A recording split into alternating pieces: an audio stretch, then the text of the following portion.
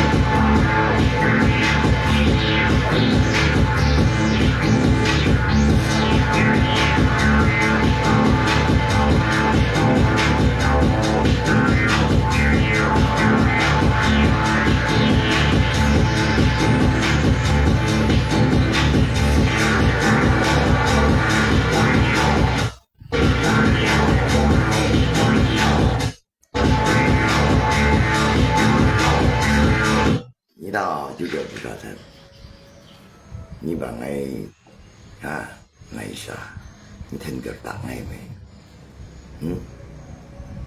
你会很大就叫，你会很大啊，ไม่ตาบุ้งกัน啊，我10年也不看人家你就好了，你钱我就叫你冇只是想啊，还是你们看望啊，然后。ไอ้ไม่มึงแค่บอกอะไรนะย่านี่ถอยเกี่ยวกับ啥ทับตั้งนี่จะได้ช่วยอ่ะนี่ตั้งนี่จะได้ช่วยไหมนี่สีสันทำสีอยู่ไหมนี่เดียวสีเนี่ยไม่เป็นเดียวนี่ไม่กี่ใบคงยงนี่ป่ะนี่มองต่ออะไรซะถ้าเรานี่เชื่อนี่ชี้ไงอ่ะไม่講นี่นะนี่บุกที่นี่เปลี่ยนอะไรอ่ะนี่คนนั้นสั่งนี่กำอะไร你講係近10年以內，你冇開玩笑，你哋啲就叫你冇你私欲嚟咧，你把你阿啥就叫同你啦，唔怕人咩同到啊，可能人咩用你就叫啊，你燒烤嘅哦。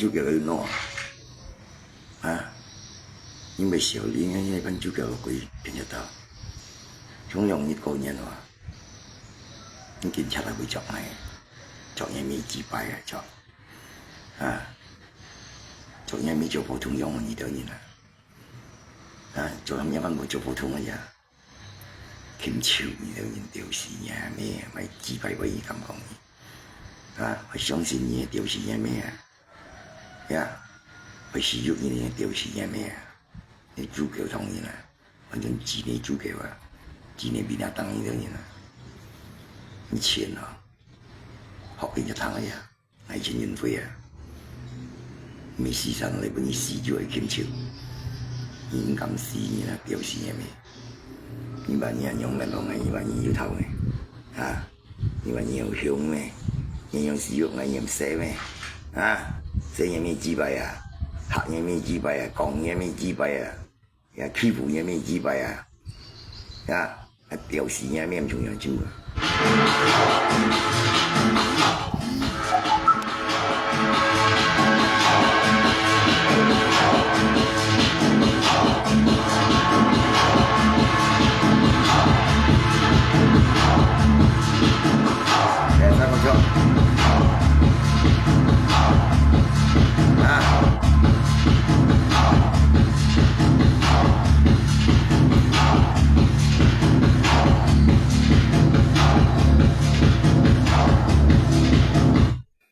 加熱點啊！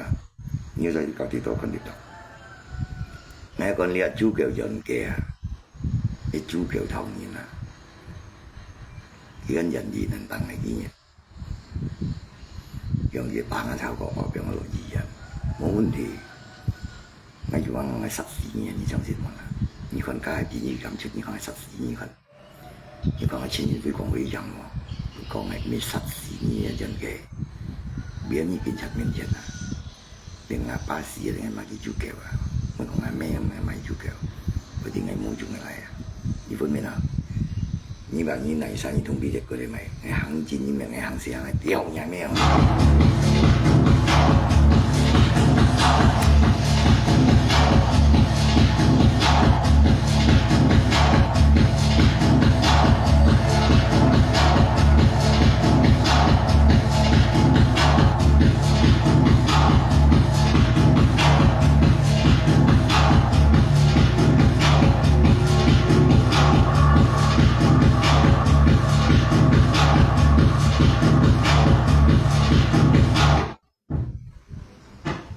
係咪啊？聽你話，而家能當係佢打我頭個佢俾我落醫院度就俾人啲聲。而家你當講係實家國立係去書下啦佢啊，我記咗部電影咁，佢做教理師班夫，所以人家牙官3條半嘅嘅裏頭俾律師啊，用大那佢叫佢少啲咯，佢上去。叫我記有呢本字條嘅面紙幣，咁嘅呢條3條半誒，佢為人啲少啲啊，用片片出嚟嘅啦，啊，啲少啲咯，一堆沙爛人咯，佢把近講就會入份咋，用家嘅呢個啲記呢3條半，呢條佢就是你做家利是報銷3條半，攞嚟呢間3條半個票棒，夾我嘅，啊，叫夾我。國立係嘅主教김超馬一樣咁，跟住行李這裡出來，嗰啲嚟這裡記嘢，啊，你笑嘅咋？啊，佢話講你這裡可以買一個叫資深8千嘅叫咩啊？自家有揾佢講嘛，所以講經理上世，少搞都搞不清楚，佢先認定咗，這樣，佢國立係講咩人相信？你撳而家有咩紙幣實時超嘅點撳啊？反正撳陣意味嚟嘅啫。啊，嗰時話到間唔中超嘅，你話戳有咩紙幣啊？戳冇多講啊！嗰招下你叫二等袋幾年啦？嗰度少啲2等年嚟啊！你家都咁先年啊，條嘅咩啊？家我呢上去啊，就係呢就呢基本嚟用，基本呢基準本準呢。用有咩紙幣卡利斯用叫做嗰陣啲搬咗曬少就冇用啦，夾波嘅驚我唔驚啦。你填下填啲少啲嘅俾食下家咁啊，幾年話一根都要對，用家俾食下家解嘅，仲幾錢呢？香港含幾多年時間時候呀，含啲意思嚟晒條啲錯咗，家樣可以咁講出嚟，啊，咪硬咪少啲嗰啲賓人有咩點報點？我以為人3條半，用係冇錢用嘅紙幣用，你用嘅紙幣向啱買紙幣借咗你嘅，啊，你笑邊有嘅？用紙幣就係擺緊燈兩嘢未紙幣係笑嘅事，係因為紙幣個要1趟錢啫，可能5點蚊就俾係面錢嘅啫，佢用點解係問題？你們日做就同人坤點呢？要買坤點養生，你們有冇？你們演技的嘛，什麼買坤點對上就用啊？識你住嘅點自治，用係坤點人人當係坤點，你愛來一冇嚟啊！mà ngay chú kiểu同意始終chú kiểu同意là như cuốn kia đấy tôi cũng ngay chơi xì ngay tôi sắp kiểu dùng còn ngay tôi同意chú kiểu kiểu như mấy chỉ bài nhân có chú kiểu kiểu như ship chịu ngay phần chơi được này bởi vì chẳng như chung hay siêu nhiên thì mọi nhân mèo như mấy nghe món nào này mình nhớ buka trong phần như này xì nghe những bộ tạo xì nhau xong sao vậy kia dùng xì mình đi sân nhớ miệng điều trả nhớ miệng trả mình nhớ miệng ship chơi miệng mấy cái sự mọi nhà ôi không giống nhiều chỉ cả tôi mình xì sân này mình nhìn đủ mình ship như ngay còn với cái phải là không gì em muốn phụ sinh rồi cái nói như cái sao cầu như nó chỉ mới cầu kinh gì thời giờ ra cái gì sắp là tại vì với phiền chất tôi cũng chỉ bài nhưng mà xíu đi mấy kiếm chịu nhưng mà xíu đi mấy chú kêu nhưng mà chỉ bài với những cái cảm còn còn nhà mình chỉ còn nhà mình chỉ có lúc地方有小利có lúc liên thằng hả你地方咪少有小利咩要揸樣chú kêu平時多識到個你都冷生仔乜嘢kiếm chịu按時要因個lúc地方要樣kiếm chịu小利我殺個地方我殺個地方我用kiếm chịu咁少乾咗冇東西冇講了去又提咗下4年咁咪指揮地方我用去美國嗰陣時候呢個地方係自尊重嘅特別根本就少少樣豬腳kiếm chịu擺咗嘅咪指揮位咁講因為少呢咩地方連個台北公園少呢係一樣重要一樣指揮人類咁咪指揮人用去失敗方式人類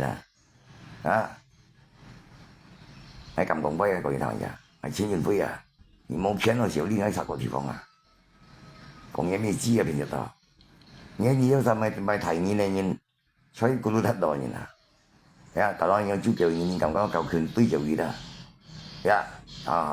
或者個地方使用人地方欺負人嘅地方看衰人嘅地方特別缺失大佬仲要投資係少了嘅可能喺多少呢50方面都有啥地方特別你平時到點方面都有啥地方你咪同佢哋想太多美國人特色你中意特別你平時10特色你都啥中意10個地方10個地方人哋唔會多生死人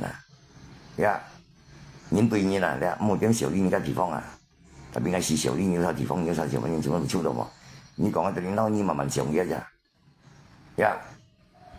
你嗰個地方就擺到豬腳有指揮下家人家仲喺度咪指揮emang你平時對咩？特別嘅平時對唔對嘢去害人去花花實實有作假案件咁咪指揮地方人嗰個地方咪指揮地方人呢樣地方人係咩講嘢就係呢個重要出嗰個地方咯，係錢元輝咯，係調時嘅咩嘢咯，喺度有咩嘢把豬腳kiếm chịu thằng họ có luôn ngay chuyến với chồng còn đi với nhìn xuống các như chừng này tapi nya pai kok time còn ngay liên gì biểu con thiên đó ngay theo sao có nhìn muốn chỉ có nhìn đâu nhìn sao có nhìn muốn sử dụng nhìn mình ngay nhìn sử dụng nhìn đó địa phương nhìn những địa phương nhìn như là sập nhìn sa cái kiếm chịu chú kẹo kiếm chịu điều gì nha mấy như là vậy đó bù dung như là cái gì咁咪指揮地方人，按欺負人嚟，按看衰人嚟嗰度地方嘅人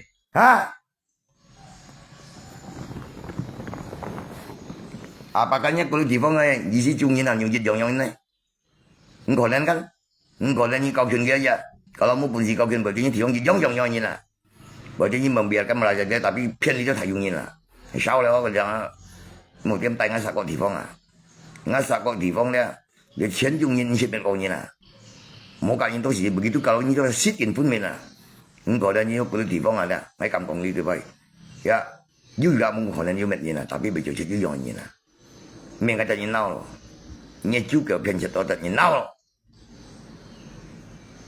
你喊佢嚟咁對ngay，supaya ngay mình mình cho kulit nhìn, tapi nya偏切多10包人都sakok nhìn, paham? Ya,你是個解費事情人對人咯，你冇點講sakok，因為幾百樣啊，還是講可能難咁講咩？驚咪啦？karena你是 merasakannya di phong yin mau tay kulit tao mày偏cho tao tay ngay tới sakok là ngay tới sakok của nhìn mình gì mẹ hả nhé thì phong yin都冇用冇用嘅人啊咁咪只係地方用出一樣少yin tapi kecil lah si bapak用yin你支持用一樣啦偏就多一樣啦偏就你都用yin上之類啊用班偏就多你撳咗撳當啦你害死一地方yin啊你小呢間地方人啊，呀，快閃出啦，啊，缺啲地方人嘅地方咯，咁啊，呀，殺國人掹是欺負人啊，殺國人掹是嚟亡不人啊，殺國人掹是嚟唔係看衰人啊，但邊一個地方咪就出呢樣，招教缺少人啊，唔記得依多不講一樣啊，呀，鬥啊，梗係鬥啊咩？鬥一樣啊，啊，鬥啊咁時對啊。tahu engkam di sini mention boleh kincat henna boleh yung cái boleh như bởi địa phương mau dùng địa phương begitu tao bắt con bây giờ đi mấy有時嘢咩都地方人啊有人啊輸啱十個人啊咁時對冇乜人啊你呢班人面全部足夠兼少咁講發現特別咁時對人啊咁咪幾個地方喺時光工地方啊係錢人費啊但我腰傷冇睇咯，錯第粒錯第粒錯，明眼人第二咗啥地方啊？老闆講人，嗰度人呢班人啊，會啲咧，哦，明眼突然鬧咯，呢會你人突然鬧咯，啊，你幫我一下，你望不眼到啥地方，mặt不眼到啥地方啊？可能呢會你人啊，用啊，你講啲，是吧呢？你意思哦，香港啊，十個人對嘅就話，我而家地方人對嘅主教咁少就話，地方對地方啊，人類對人類，你就得要用主教咁少10個人佔時間嘅人啊，用啲啊，咁咪只係地方係用地方，咁咪只係地方10個有看衰人嘅地方，啊，看衰人嘅地方要就人要嘅人啊，嗰啲咁冇用嘅地方啊，係挑戰呢個地方啊，未是不要人哋。điều gì nhà mẹ đương nhiên bốn mươi nào hay dịch phúc bệnh chỗ qua mẹ ngay phải nhìn ya sao có nhìn mang sẽ to sang sẻ một tiếng tại nhìn cái địa phương khả năng ngay đâu sao địa phương sao có nhìn nào sẽ phải to xí trên nè như theo làm quỷ mày以前嘅講啲地位先頭，咪嘢我冇地方人，到咪嘢偏咗多萬人啦，到咪嘢多不講係萬人，呢啲係主教接住啦。講呢啲加二聲無嚟咯，到咪幾對嘅，到咪第二地方啦，係滿二聲啦。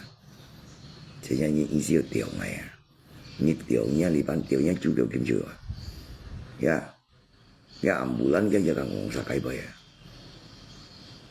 呢把會過分喎，舊年咗佢把害人落唔驚啦。咁咪指揮地方係用地方，咁咪指揮嗰啲地方係用地方啊，咪指揮地方嘢啦，用地方啊，啊，咪嗰啲台北公咪指揮地方嘢啦，要用主教兼照啊，根本叫啲咪出先咪讓簽識陳識，啊，嗰啲白公擘度啊，要用兼照係咪先？因為嗰啲白，做咯，冇啲白唔做嗌佢，聽講咯，講杯啲咩思想講聽得多。mình ngay theo tự nhiên nào ya kalau như kulit nhân dan itu berkongin thằng họ như thế ta berkongin cái kulit nhân nhất địa phương nhân ta mà giờ chủ kiểu kiểu gì nè ăn còn xoay như này địa phương à mỗi bộ gì câu chuyện làm gì lấy như tay cái này câu chuyện gì phải biểu mình xuất chọn mình ngay tự nhiên nào rồi mình ngay nhân xíu đi địa phương tapi nhớ cái nhìn à小另外地方人咯，係掉時呀咩呀，係樣地方，係呀咩哦，呀，人有脑了晓想啊，咩人欺负人啊乱才讲啊，嗱伤害人啊，面前就讲，就是嘢咩喎啦？我問下亂才講咩人啊？按多打理人家指示嘅樣地方，按多亂才忘沒人樣地方啊？按惡咩？按要做咩？太懶鬼咩？掉nhà咩？我個味道。你行進不行下，你沒識到嘅，沒用到嘅，沒學到嘅，也沒欠到嘅，掉nhà咩落ไปต่อ掉nhà咩落去，你應該多講嘅顧慮喺度啊！你顧慮你冇背過你，你樣樣嘅地方係用垃圾地方啊！所以我個地方本身死咗啊，掉nhà咩？把颱風啊，掉nhà咩？你把人風啊，掉nhà咩啊？咁樣地方用垃圾啲啊！呀！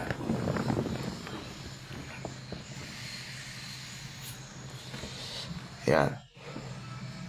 啊，因為地方人用嘅意思本用，把本地嗰度地方白工嘅賣雪賣嘢咩紙幣啊，佢嗰度白工地方嘅人衰啊，用啊！啊，因為閃過你俾傳雪，有俾雪池嘅上空嘅，你都唔夠係冇做戰術就冇中嘅咩？嗰隻唔中嘅人咯，嚟啊！講紙幣啊，而家講緊堂下，特別講緊堂下，咩嗌廢咯？你們嘅足球要兩隻咯。啊，見嚟啥子？ngay bởi sao là cái này醫生做錯嘢啦，呀，連人二十幾個有地方做衰嘢，呀，唔怕人睇白我錢我咁多啦，呀，我很高興我可以同你講俾，呀，呀，連白我出事做嘅個會點啊？連白我出事做嘅有那地方啊？咁啊，呢個有足球點做啊？來啊，同埋本地傳説，同埋本地傳説。karena ang sim-sim ang phải như nào à sự là nhân chú kiểu kim chịu đó như mấy nhân trò giống cũng bà đó thằng họ như cái thầy bác cũng giống cũng bà thằng họ tao mày bày bún nhân bay cho chuẩn xí là muốn tới hội như này mày bây giờ là nếu sử dụng như này bay cho tao mày bây chìm xích à你將啲戇事係費事嗰樣嘢頂個戇事咁得啦，呀咁咪只幣嗰度提拔嗰樣嘅地方，有五百行行業。คน所以嘅地方係使用嘢啦，亂齊講俾冇乜嘢啦，條街咩嘢啦？係啊，我日日收數冇無論嘢啊，舊100公分啱幾分嘅咋，出自中嘢啦，梗係都向公白錯啊！以前亂齊本應該會錯嘅，但係唔亂擔啊！你看人潛識，按樣片面出錯人不能潛識，把看所以人把公費人上一片就多啊！大風哥啦呀，啱地方先啦。同埋人那邊嘛，你對矮話，你冇帶啱地方喎，啊！咁啊，你都冇關心你啊，因為帶啱呢班人都咪啦，咁啊幾咁時對啊，你識爆上呢個地方嘅啦，殺個都咪啦，佢都而家中意佢行啊，殺個又中意佢行啊，做嘢咩我覺得，用辦嘢咩幾百人都係，啊，人都係啊，按人咁樣嘅女啊。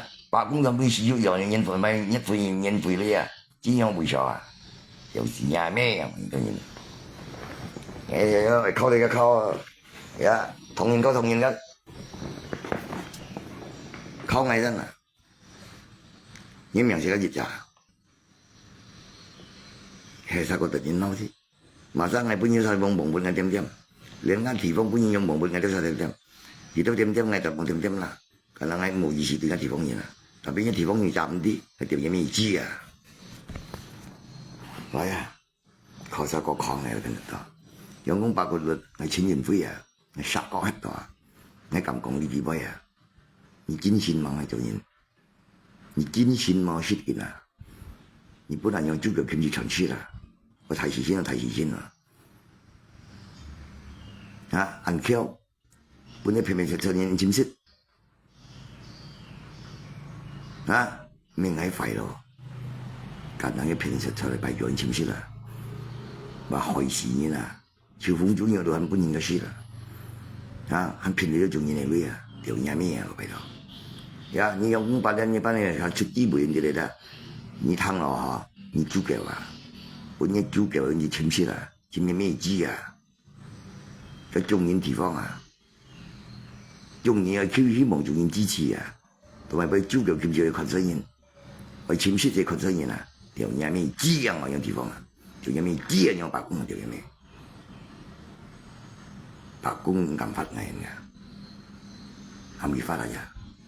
係錢元輝啊，係咁做咁幫啊，係行進不能寫，而家就困錢人虧人啊，啊到了日本嚟叫掉人民，香港仲感覺太死硬人啊！去私肉人群冇叫私肉人嘅地方，特別俾佢都係係私肉嘅地方可能嘅。啊，你話係狗咩？啊，同埋嗰度一樣豬狗啊！啊，佢都已經多份工業用啊，同埋啲地方會要用豬狗啊，豬狗啊，呢啲啊，呢啲係上豬狗啊，講啱講權啊，佢係壓到呢樣錯啊！啊，係咪已經中已經退表嘅？啊！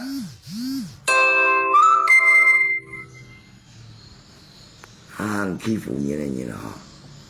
因為擊敗同人地方用同人地方，同擊敗啊，敗人民擊敗啊，好啦，好變得到嗱10年啦，日本人啊，利用呢個中人咧，呀，咪擊敗冇人合作，人數吉人嘅，命係得人鬧咯，啊，咩那幫馬拉做真係錯，一點點小利而家10個地方啊，我應該先買嘅地方，佢嘅地方人啲喎啦。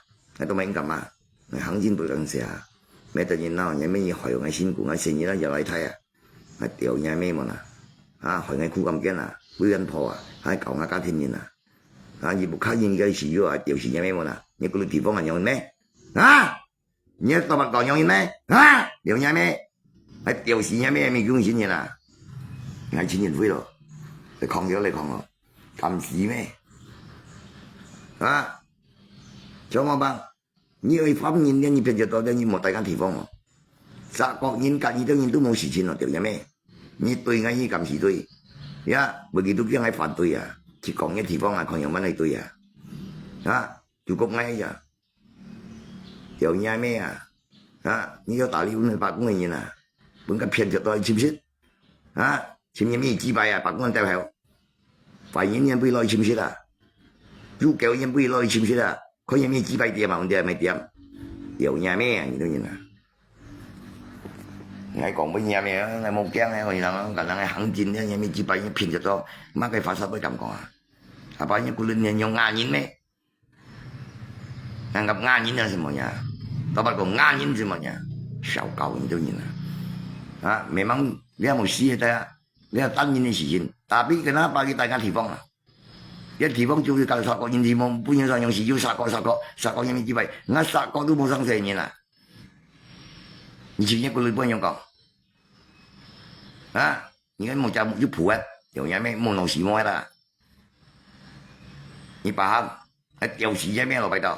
你捉嘅人呀？我殺國人佢樣對係咁啊，你啲人對你受欺負啊？邊一個地方人家多不講嘢，掉死人咩啊？掉死人咩啊？因為人死咗，人死白嘅人簽時錢，人那少了啊！咁咪幾個地方有人，你喊我殺國人殺無啦，對人就了，掉人咩啊？你啲人都咪咁對就啦，我同意你當時，喊幾夾去時對簽時錢，少啲地方人更差，係錢元灰咯，咩人少啲人都晒地方人咯，可能我而家咪冇意思對我中人咯，而啲人都冇得生死人咯。你就得良心做人咯，像我講，咩人良心嘅咯？但我嗰啲地方人，你到面前嚟租給我啦，啊，本人用租給擺咗用使用人啊，害人咯唔驚啊，咁咪幾百地方，係掉時間咩人用地方啊？嗰啲白宮咧話，用本人用簽識，冇啲破啦，按掉後，少兩係啊，我講啊，呀，老闆多，你睇我學，你愛做嘅，係配嘢。啊！你學呢位嗰度睇睇下，係咪前嘅？咁啦，咩嘅就要嬲咯。呀，再討厭都冇用嘅啦。呀，有咩人講嘢啦，話害人啦，人家要睇不緊嘢啦，咪應人啦，人咁咩啦？係掉屎啊咩啊？係班人掉屎啊咩？有嗰度人時空都有得不講人時空係掉屎啊咩啊？因為本掉咁用啊，少兩啊個人啊。同爱感时东西爱揾未讲呢啲，爱咩本讲忙咯。你嚟讲爱呀，你冇问我10个人，干嘛？可能啥真事嘅，爱死冇问题啊，唔跟住咁未讲嘅啊，有嘢咩啊？你把你当然安慰咩？啊，假唔啲样，我不睇話，幾百個都睇話，幾百都不講睇話，你咪幾百睇話，我10個睇得要緊啲啊！我都想nhân呢，要nhân呢，要嘢，我未少呢10個人，有時啊咩啊我，做個都幾百睇話，呀，做個無論幾百睇話，但係可以當然，啊，因為人啊咧，你高興啲啊，講錯啊，呀，咪賺唔啲啊，條嘢未知。啊，茶叶没鸡啊，过年也没鸡啊，我都按多年了，没一年了，按多年了，有慢点就到，今年那亲人非严重了啊，小、熊、片、海、石油啊，那掉嘢咩啊？冇做嘢，有事啊！去聽你講嘅嘢啦，係屌事嘢咩啊？去等你用嚟睇人，係屌事嘢咩啊？你是咩良心嘅上嘅？後面有地方人，係我哋一年一樣，特別是變咗10個人嘛，特別呢10個，呢個率咪都不講人，突然間用人係屌嘢咩喎啦？係屌嘢咩喎啦？因為中人代表也沒知啊，bám，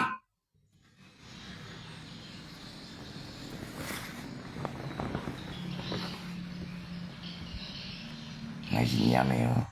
佢都已經講了啦，同埋要人有注嘅啦。有啊，錯，成個我少咗，可能我5件區我10個地方本身少啲啊，5件區我10個地方本身撇咗到緊，你都注嘅路佢少啲啊。可能你都係做嘅話，你都係咪多不講嘅幾百條不條，你都無論咪幾百條不條，你估你聽落啊？你買你廢話啊？可能你少搞啊？我唔要跟一個人啊，呀，你跟這意思，你地方人代表人，咩良心咩啊？啊，因為人喊我10人啦，係調事嘅咩冇夾你做大我啦，同埋以後大家地方人，啊，我10個地方嗰啲方方便便啊，啊。然後我以前大家地方嘢調時嘢咩冇啦，其他人都冇問題啊，調時嘢咩樣地方，調時嘢咩樣嗰度睇白股本嘅樣超市，啊，前面咩知啊片到，片就錯啦，呀，用乜啊？睇唔到講位啊，看水人啊，看水人嘅地方啊㗎，係調嘢咩樣地方啊？呀，缺啲地方啊。偏偏出地方啊，可能佢用緊都偏偏出啦，人是比較有調啊，跟台北公安有調啊，可能係沒少搞人咯，白公亂啲啊，呀，做乜嘢人賺啲啊，調嘢咩知啊，係調嘢咩知有地方啊，做乜嘢啊，其實都你黐啲咯，我會黐啲咯，冇按要頭嘢都嘢調時嘢咩，你話人幹嘛要地方嘢咩？啊，spaghetti啊，當晚喺會買嘛，可能人家平時都食燒烤了，人家我貴食燒烤都不講，嗰度人燒烤了啊，講係為了咩人家中人馬馬虎虎啊，安慰咩？啊，你對人啊咁對人，冇事報你望不對人，有時啊咩哦，我中意當然係咪？啊，你當然同埋意思多深啲啦，啊？cái đó nó kiểu nhà mẹ à nhưng mà có những cột nhà mẹ gì chú kiểu kim chi ở nhà mẹ thì con ya ơi tôi cảm ơn anh thằng họ em cũng ba ngày vẫn còn gặp lên là như sao trực tiếp buổi đó chung những địa phương là cũng những chú kiểu kim chi này những gì coi cái sản xuất thì 呀，敢那按困水人啊，你就叫啊，呀，你面良心咩啊？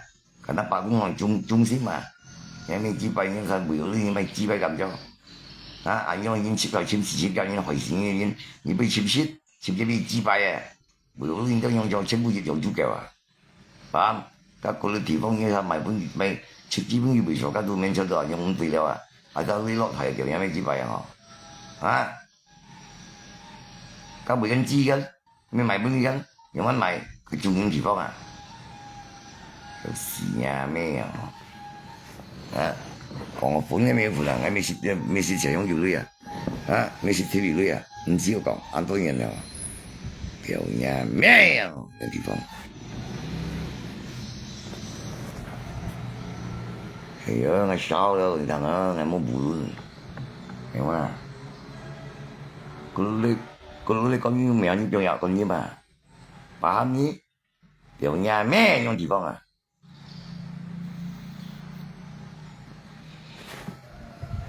Ayu piang yak kau ni mah ya, faham?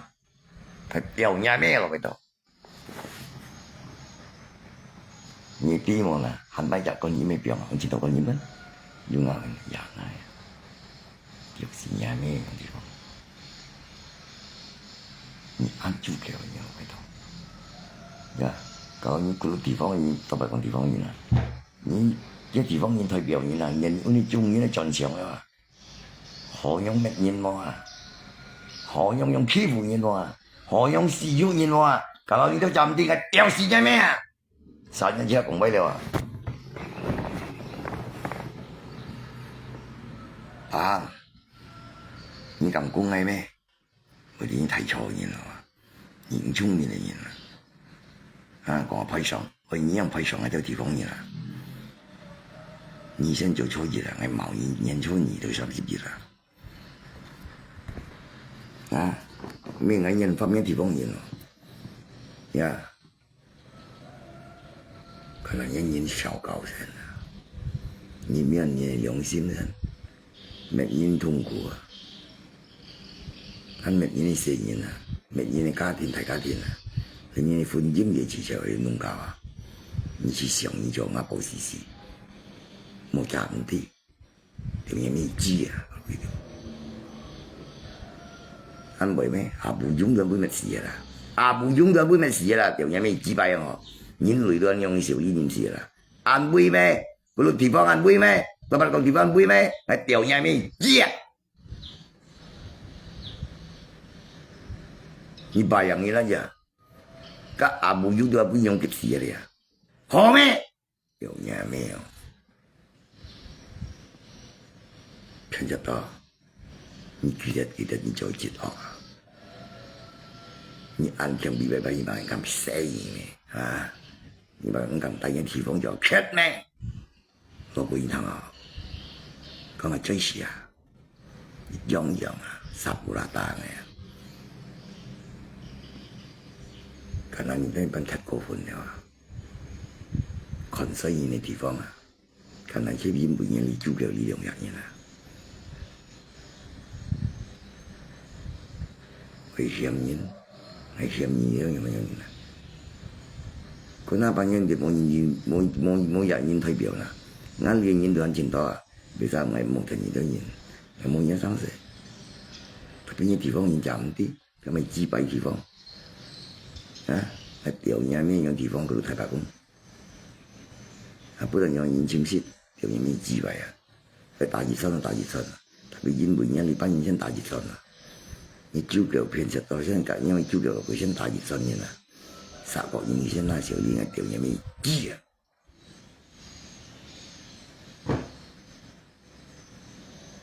一粒係冇下步，可能係要一部電視小人殺國地方人啊。 初熱係曬咗，二掉咗，暫啲嘅掉嘢未知啊！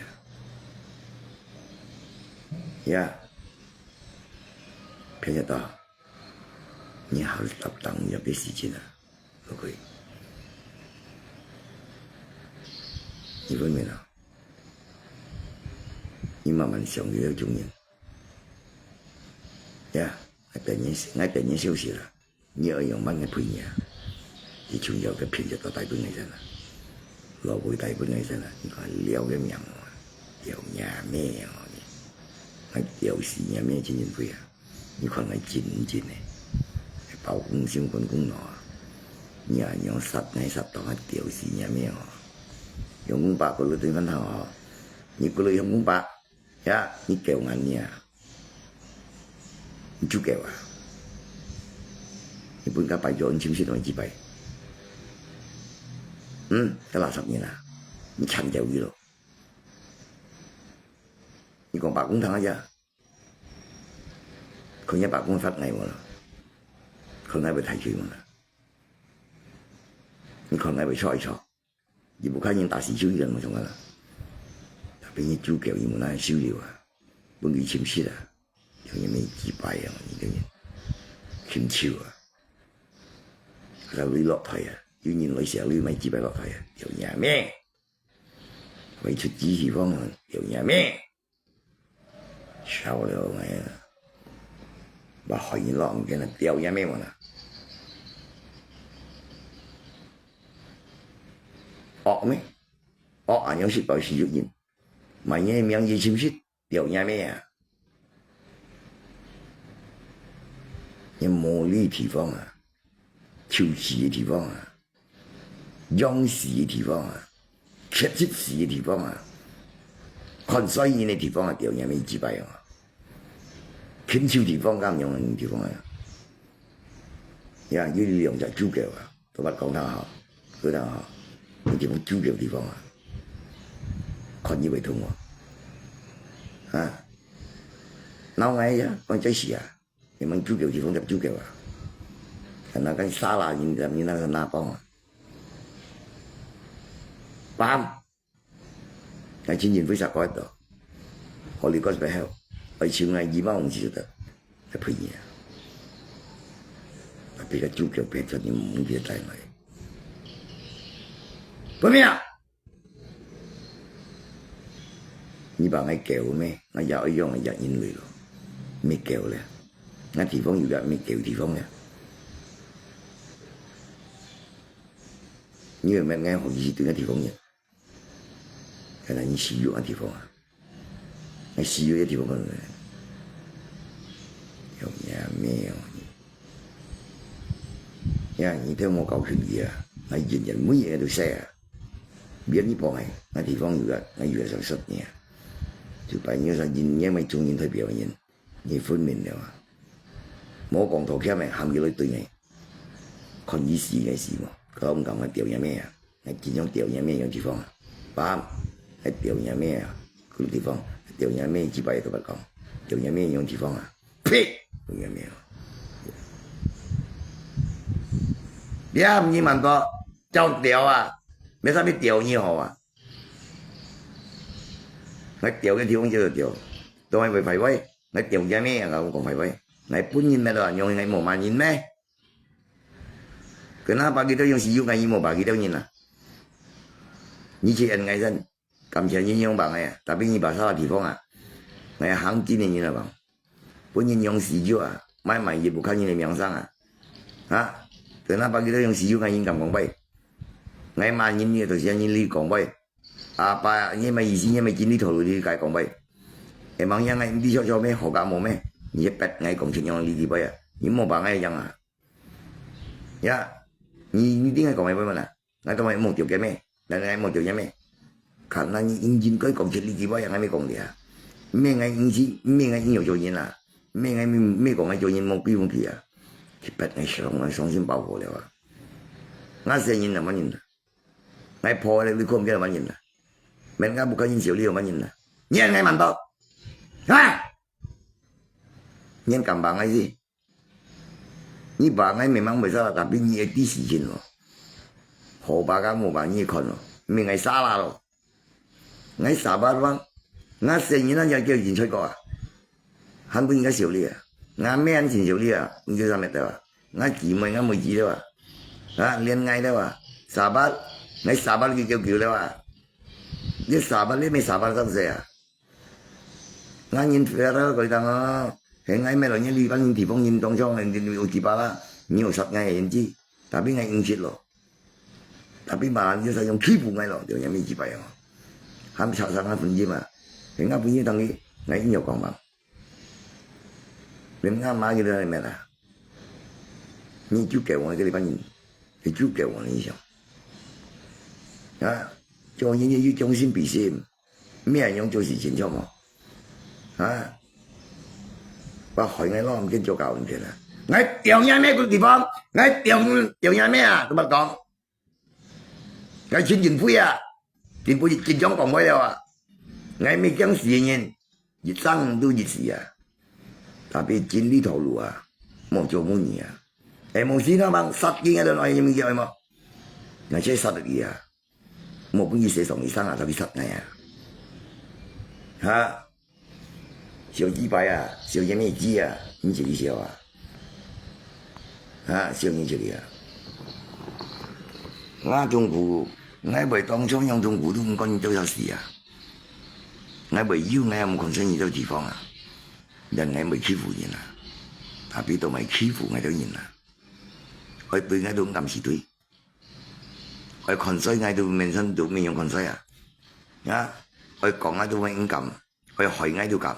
有嘢咩啊？有地方人，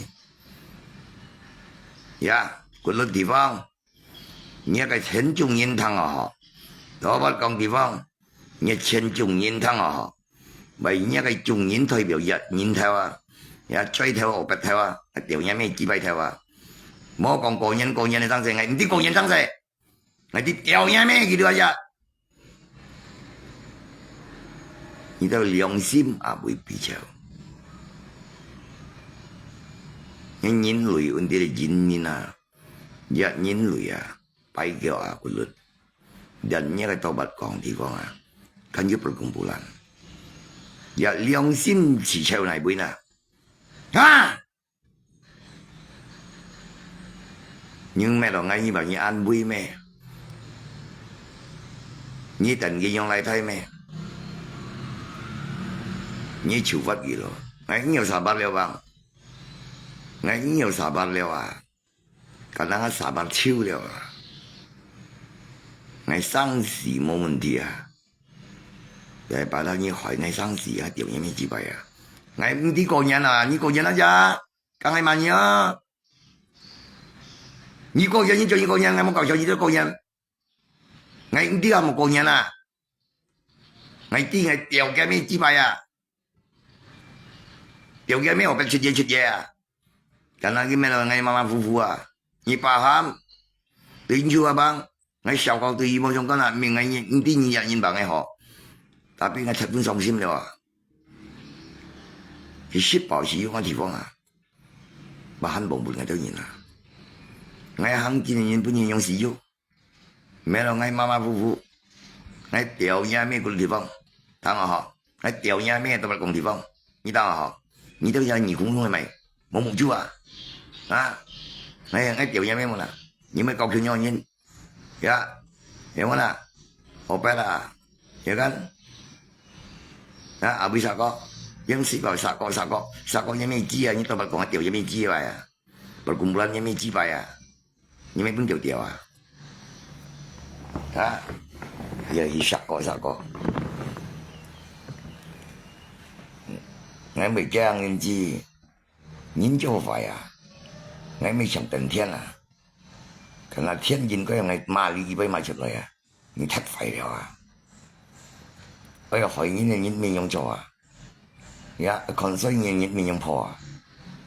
呀，人未巧啊，都未巧好你啊！人未苦未白出都未白出到你啊！呀，人未巧錢啊，都未巧到你啊！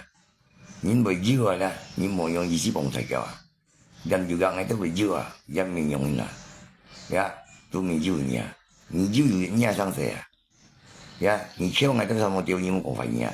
但边个未敲人用bomb来掉人咩么啦？可能听你们来我敲啦，我掉死人咩么啦？啊，你睇呀，selama你都嗰個地方隔到乜咁地方啊？而你都朝腳見朝嚟聽朝bomb嚟，呀，唔唔敢教拳嘅要主教劍橋，我第搭千元灰，我殺過一度，而家後面就邊樣使用嘅地方，我掉屎啊咩主教劍橋，唔好行垃圾囊你都然，kalau你都行垃圾囊，我本事教拳因為主教員，我就係掉屎啊咩醫生員啊，人嗰個地方白工廠啊，係掉屎啊咩舊，你就係做傳統白員，你冇對你主教有，你俾潛色，我就係掉嘢咩掉嘢啊！嚇呀！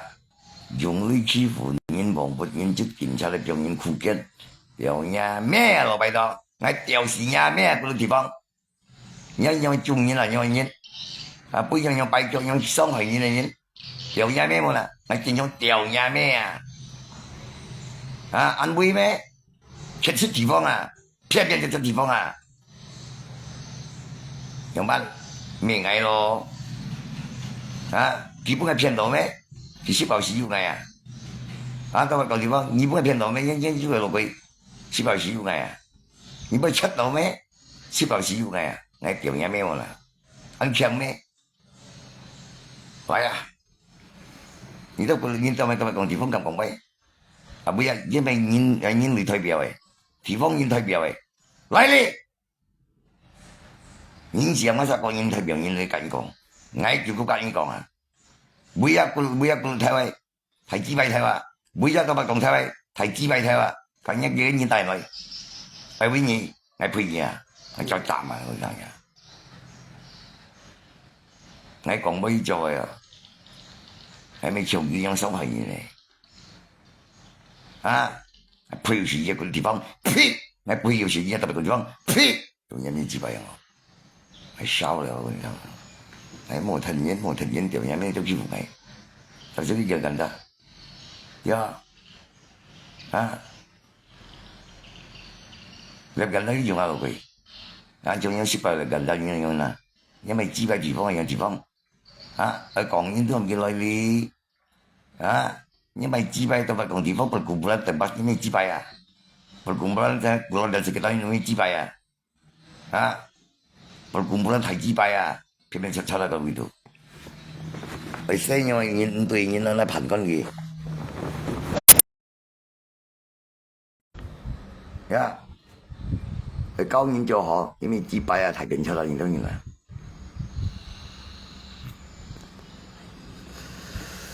呀，你立緊都冇問題落去，就罵你唔敢死對事啊！你太罪下蛇年了，你把你看清楚的，就國外對陽性嘅地方人嘅那個地方人強強嘅地方啊，你地方垃圾啊，學咩？學嘢咩幾百啊？人嚟學係表演咩個樣啊？別出啦！你上咗房地度你一樣。要你冇呢度攞房地用，而家講特別重要啊！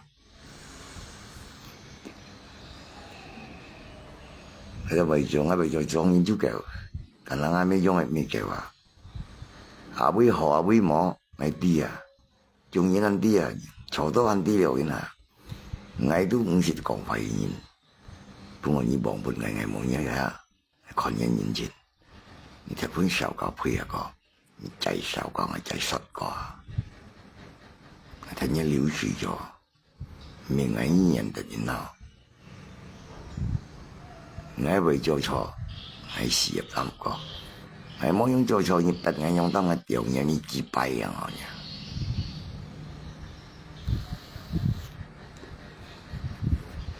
錯啊，呀，你睇我學嗰啲地方。你都做中人代表台灣，仲係最頭樣啊！